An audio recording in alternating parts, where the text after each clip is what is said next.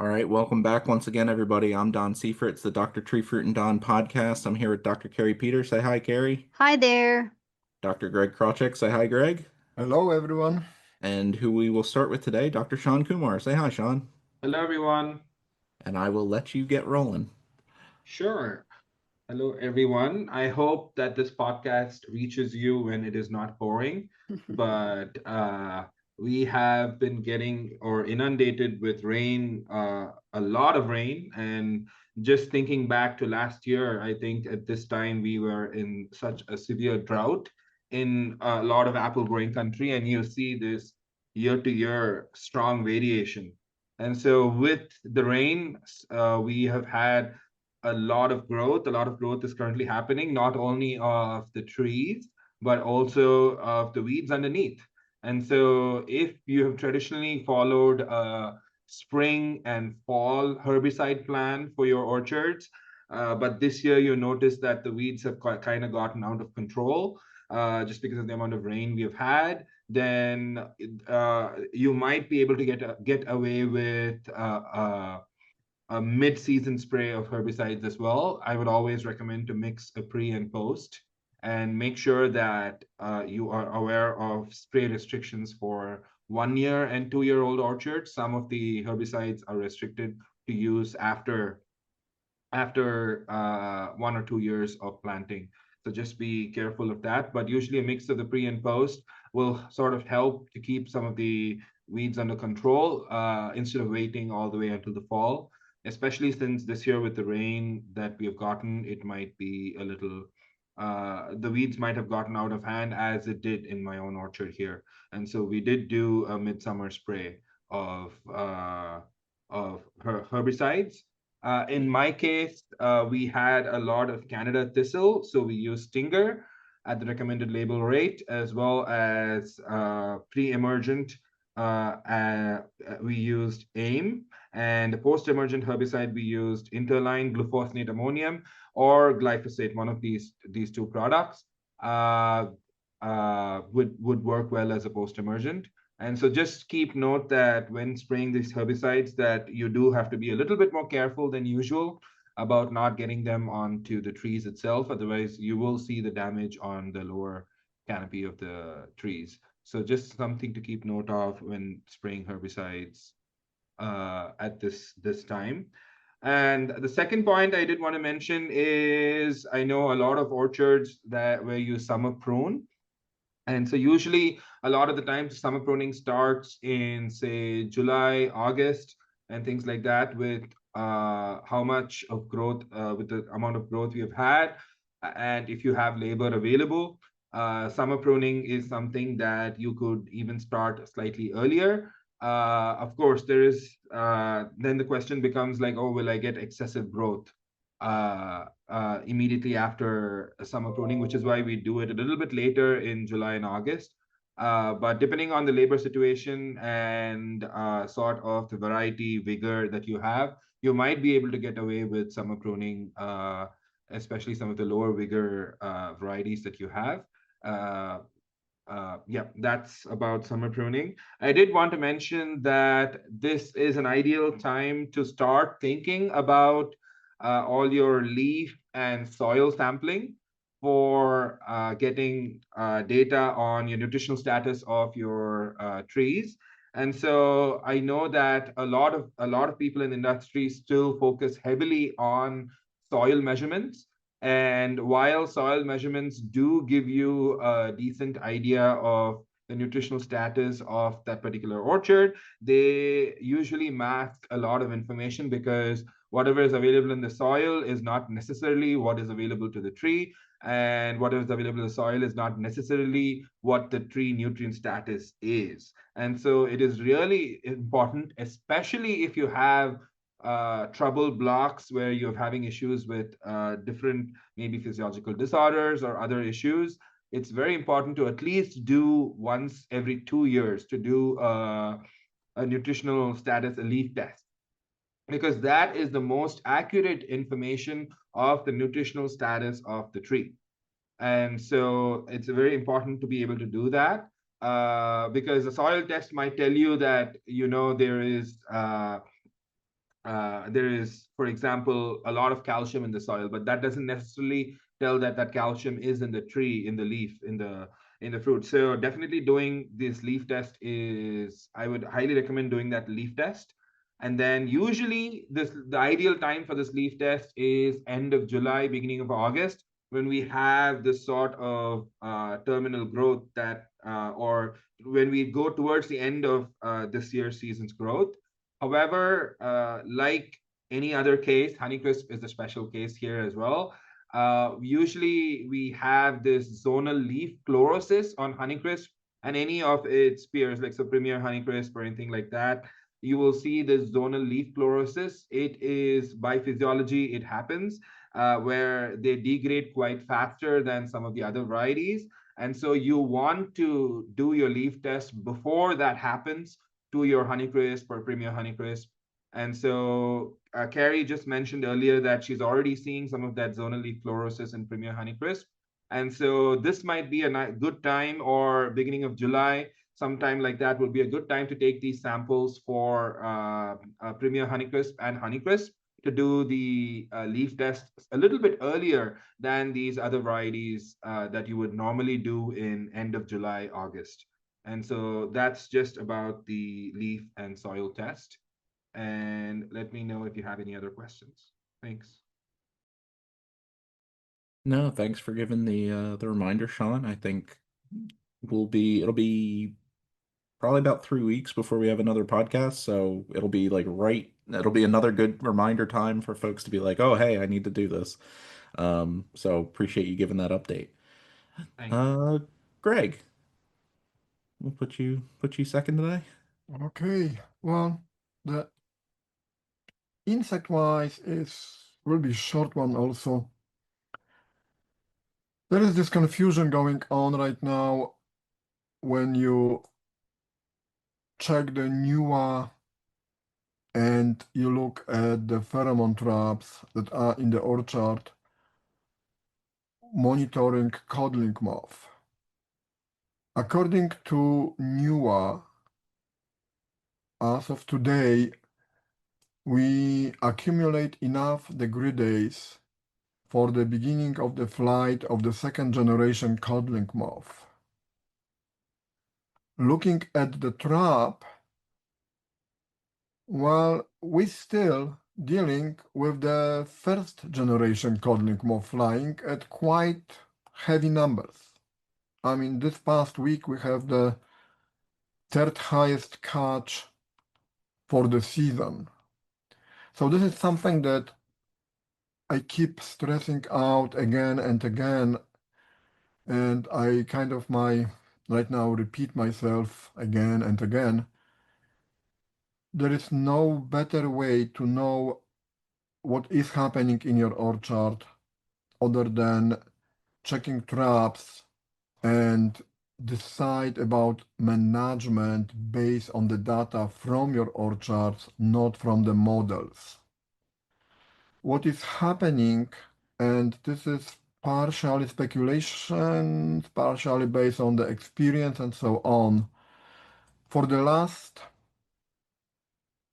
5, 10 years, we continuously observe extended flight of codling moth, of the first generation codling moth.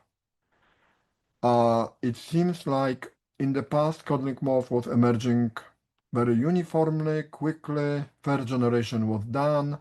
Right now, we're supposed to be between the generations, and then the second generation supposed to start in the beginning mid-July.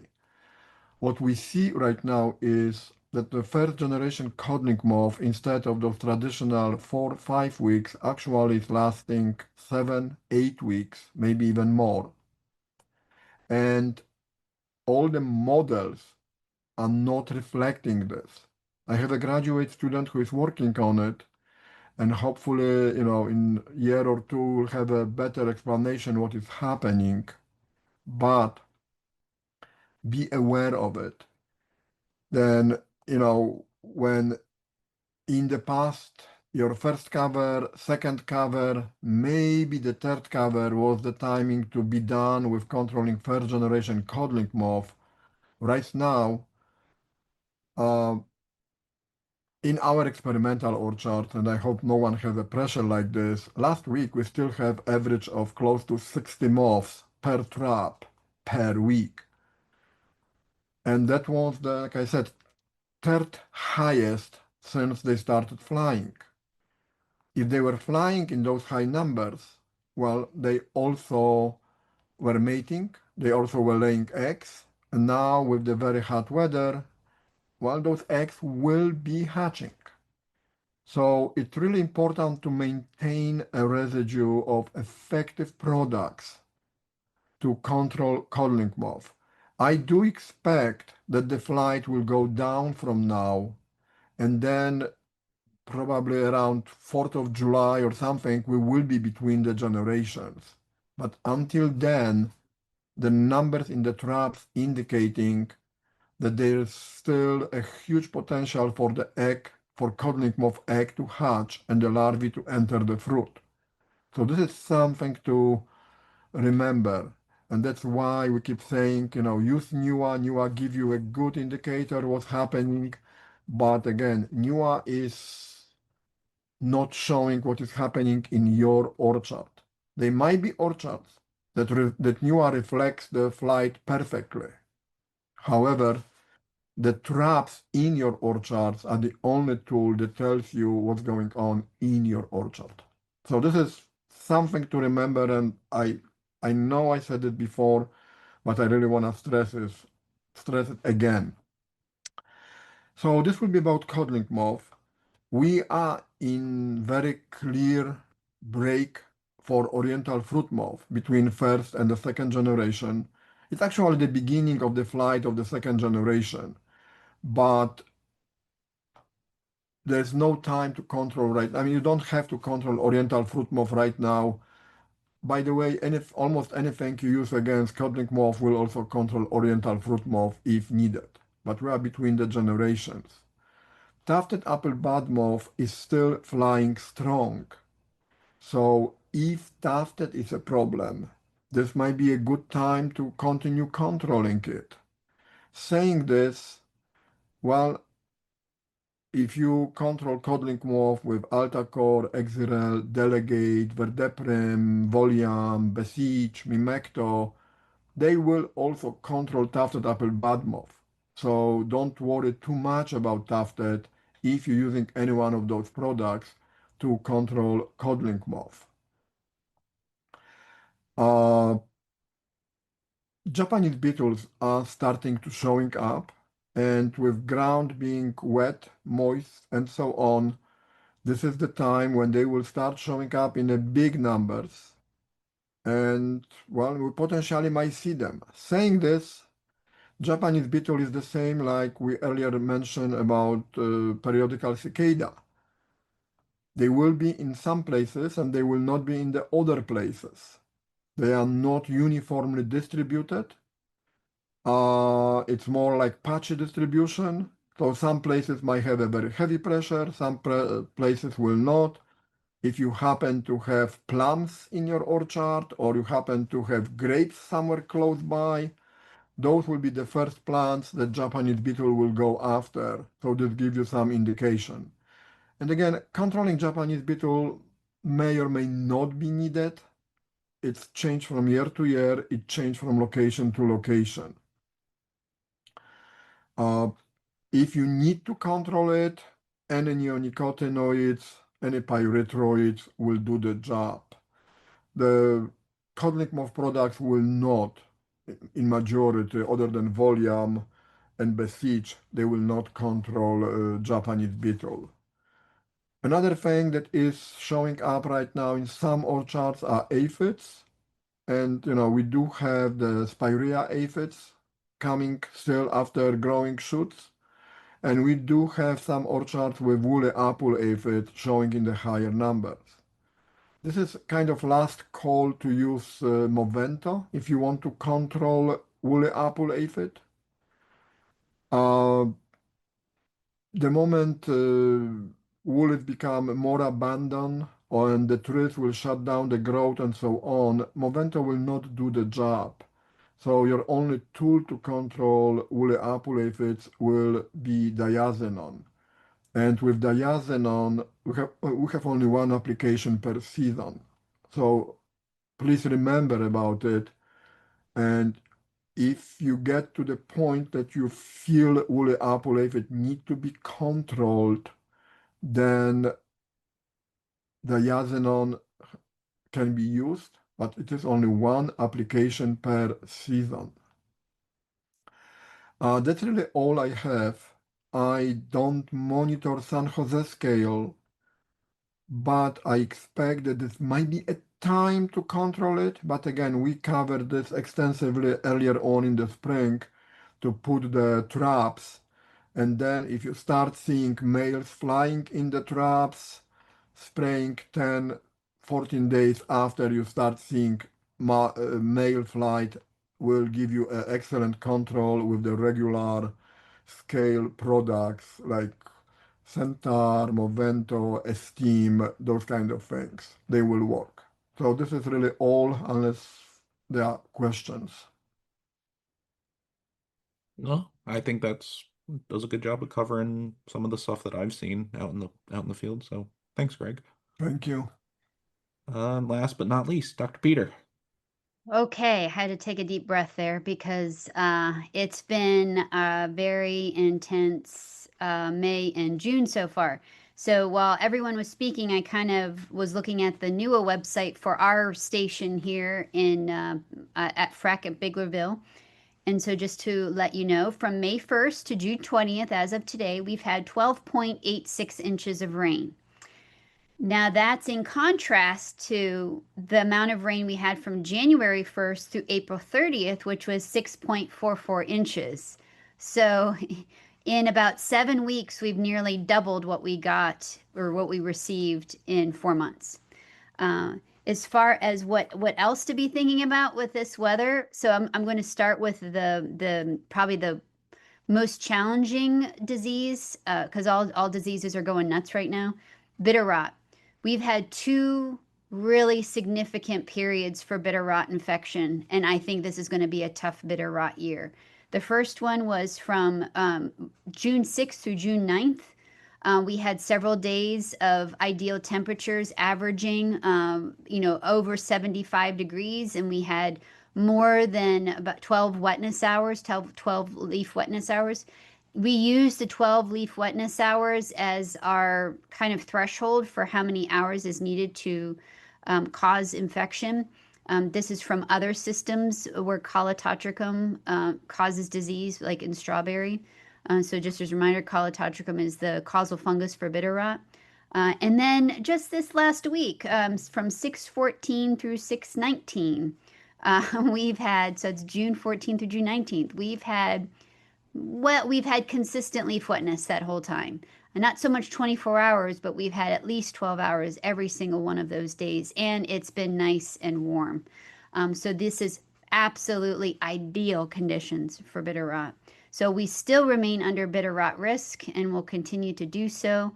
My advice for growers right now is to hopefully folks had enough dry days last week to have gotten on a preventative spray. You will want to go out again to replace what's been probably washed off and challenged and probably new tissue that has grown as a result of all this rain.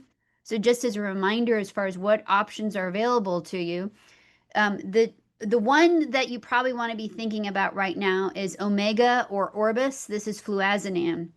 This is a unique FRAC group. This is FRAC group 29.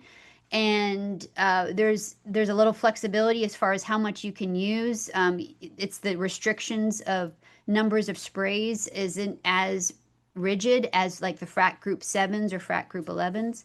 That has a 28-day PHI. So really be mindful of what's being harvested when. And I'm looking at you, Premier Honeycrisp, because that's probably the first one that's going to be impacted by this. Your other options to be thinking about are Flynn Extra. That is just a straight FRAC 11. Also, as we're getting nearer to Premier Honeycrisp harvest, thinking about Maravon and Luna Sensation. Those have a FRAC 7 in them, so just be mindful of what you used early in the season. You always want to be tank mixing with Captan at 3 pounds per acre. If you still have Xyram around, Xyram is still legal to use. Use a minimum of 4 pounds to the acre, and then I would recommend with Xyram to add a spreader sticker to that. You don't need to add anything to Captan as far as adjuvant wise, but I would definitely add a spreader sticker to Xyram to make it a little more rain fast, a little more sticky. Captan's already rain fast. So I had a conversation recently with a grower because he was challenged by the fact of how many FRAC 7s he's limited into spraying, and he wants to save them for, Maravon late in the season. So what else could he do? Topsin or thiophanate methyl is still a viable option. Even though that isn't the strongest chemical to control bitter rot, we rank it as fair, but when you tank mix it with Captan, it is better than nothing, especially with all these frequent rain events. So if you've got thiophanate methyl or Topsin, or I know this comes in other names, thiophanate and phanate methyl, please use that, especially with these frequent rain events, because that will give you a little extra boost as long as you're tank mixing it with Captan. As far as other products you could add for a little bit of extra boost, you can use your phosphorus acid products like Rampart or Profite or the like. However, you need to be mindful of what you're spraying with those products, especially if these products have potassium, and potassium can mess with the calcium. And where calcium's most sensitive is the Honeycrisp, so you don't want to be using these products on Honeycrisp. But if you have other varieties that are really sensitive to bitter rot that don't have such a sensitive calcium issue, I would say go ahead and throw that in there. That because I have seen they use it in the South. I've seen results during low to moderate years as far as giving some bitter rot control post harvest. So I've been happy with that. Another thing you could think about as far as throwing as extra into your intake, not in substitution, but as an addition during these really challenging times, is Regalia. So Regalia is a plant extract, and its mode of action is thickening the plant cell walls.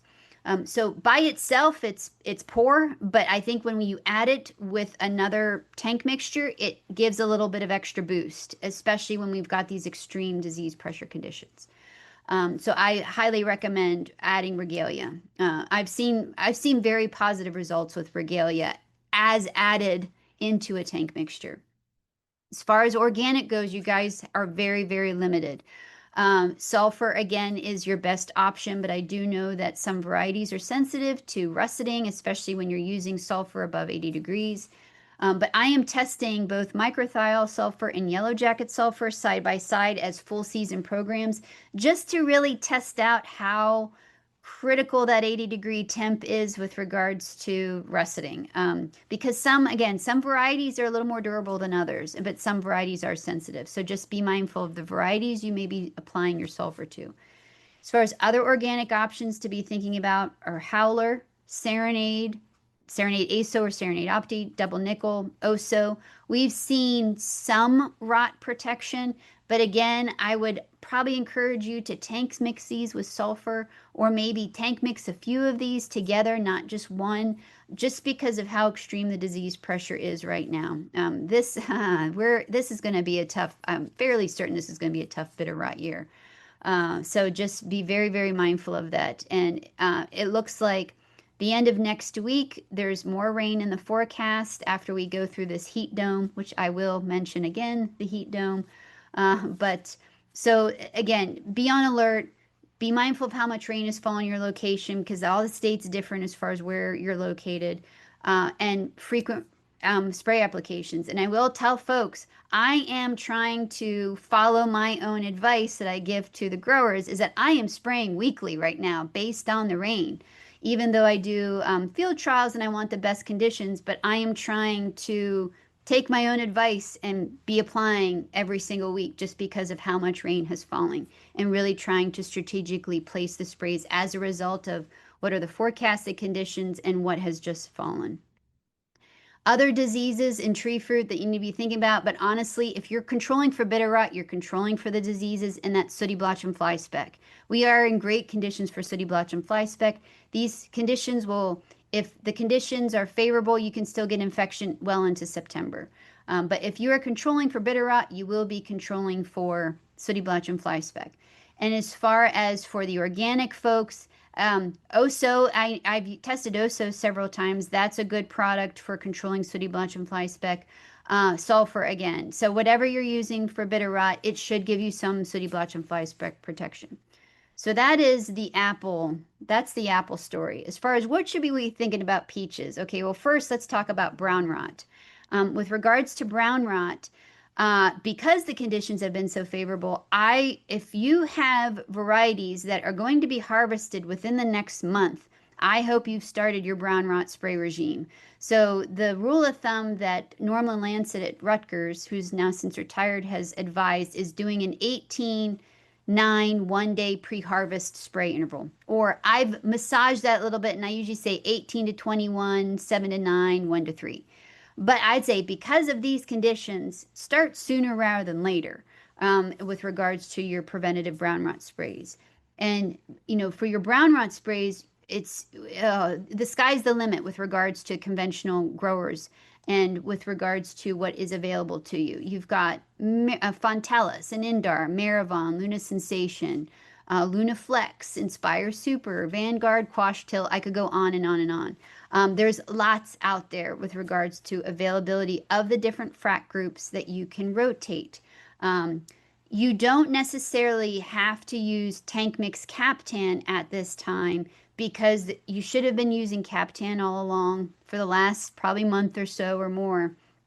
And there should be enough residue hanging out there that will help with your with regards to resistance management. And Norm even said that. I asked him right out, so during these pre-harvest sprays, do you need to tank mix Captan? And he said no. And I know there's residue problems with Captan that I know people want to avoid. So just make sure you're rotating by your FRAC group. Remember, spray by the numbers. And for folks that, I provided updated FRAC group tables this winter and at the Hershey meeting, and then I will make sure Dawn posts the link because they are online. The 2025 tables are online just to sort of refresh your memory. So again, and the other thing is that if something is slipped by and you see brown rot starting in your orchard, remove the fruit and drop it to the ground just to get those spores out of there. Create more air movement, especially if you've got cherries, because I know we're in the peak cherry season right now. And so, cut out some shoots to create more air movement to disrupt that disease triangle with regards to brown rot. And the last thing, so I've got, two more things that I'll mention. So speaking of peaches and nectarines, bacterial spot. I saw bacterial spot back in the third week in May, if that's any indication of how this season's going to be with bacterial spot. So again, keep hammering at bacterial spot. Be mindful of the the pre-harvest intervals for copper and for oxytetracycline. If you're using those, you have a little more flexibility with organic products like your Serenades and your double nickels and regalias. And I'm testing more this year, more products this year. So hopefully there's more of an arsenal for folks to be able to dive into other than the limited numbers that we have. And then to wrap up the stone fruit cherry leaf spot on tart cherries. So we are again in peak season of harvesting sour cherries. If you have sour cherries, just remember that you need post-harvest sprays to control cherry leaf spot because cherry leaf spot can defoliate your trees like crazy. And I always tell people I don't want to be driving around Adams County or any other place that's growing tart cherries and see bald, as in leafless tart cherry trees in August, because we've had really good conditions for cherry leaf spot this year. And the other thing that the last thing, as far as disease-wise, I just want to mention, in light of the really crazy storms that have come through, especially yesterday, there's some really crazy pockets of thunderstorms that came through, hail damage. If you experience hail or even high winds, storms don't always produce hail, but they can still be damaging with high winds. Remember, you've got your streptomycin spray. Trees are still vulnerable right now because they're still growing, so it's still tender shoots out there. So make sure you spray with streptomycin as soon as possible. There really isn't an organic alternative that is equivalent to streptomycin to help you out. You could probably spray copper like Quava for the organic growers who may experience problems with hail, but that's going to be tricky because of the disease pressure and such. But just as unfortunately, we don't have a substitute for an organic substitute for streptomycin right now. The other thing I want to mention is if you do see hail, you still need to control for disease afterwards, even if you're like, this might be going for juicing. Still be using Captan during the season to limit any rots because those fruit can still be vulnerable. Don't give up on them. So that's just a friendly reminder. And then the very, very, very last thing I'll mention is about field day next week. Okay, so if you've been paying attention to the weather like I have, we're in for a really crazy week of heat. There is a heat dome that is traveling across the Midwest that is going to descend upon us next week. And so much for my wish and my want of having field day at the end of June because I thought it was going to be cooler and not the hottest day of the year. It's not going to be the hottest day. It's going to be the second hottest day of the year. And I went through the records to see how does this compare to previous field days, and it is going to be the hottest field day we have ever had, at least since I've been here since 2013. So with that said, for our listeners who have registered, please don't be deterred by the heat because we have pivoted and have major contingencies in place in light of this it's going to be dangerous weather because the heat index is going to be well above 100. We have shifted some of the sessions indoors with air conditioning. We're going to have mobile units to produce airflow fans. We're going to have air-conditioned shuttles to move people we do have one outside session that can't pivot to indoors. So, we're going to have lots of water. The vendors that we have, everything's going to be tented and canopied. So we're taking any and all precautions to ensure the health and well-being of our attendees and also the folks at FREC. So I just want to give a shout out to the folks that may be considering not attending as a result of the heat, because it is looking a little intimidating, especially with the projected heat index values that are being forecasted. So we are on it, and we will make sure that nobody truly melts out there or bursts into flames, one or the other. So, but I will say you can still go ahead and still register for it. If you haven't registered yet and you still want to do it, it's still open. So we've got a nice group. It looks like that's going to be attending. So, hey everybody, Editor Don here. Kari is incorrect. Registration is no longer open and wasn't open on Friday. So you could not register online.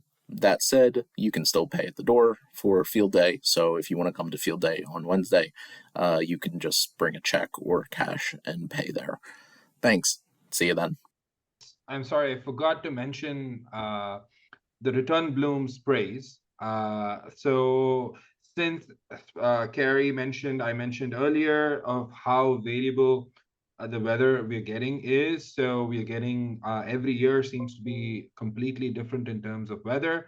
And so my recommendation is to make sure that you always have a good return bloom, irrespective of how your season has been this year. And especially since we could have a freeze again or a very cold day in the winter that damages some varieties, like we did earlier this year in January for some varieties. And so it is important to make sure that you have a return bloom program, especially for the varieties that are quite variable, for example, like Fuji or some other varieties that you're seeing a lot of variability. So it's important to make sure that you have return bloom sprays. Usually a series of 2 to 3 sprays work very well for return bloom spaced about 1 or 2 weeks apart. I hope you've already did your first and second return bloom sprays. For Honeycrisp, we are done. So Honeycrisp, our return bloom spray should have gone on by the end of May or early June at the latest. But for the other varieties like Fuji and other biennial bearing varieties that you might have, you might want to think of return bloom sprays around this time.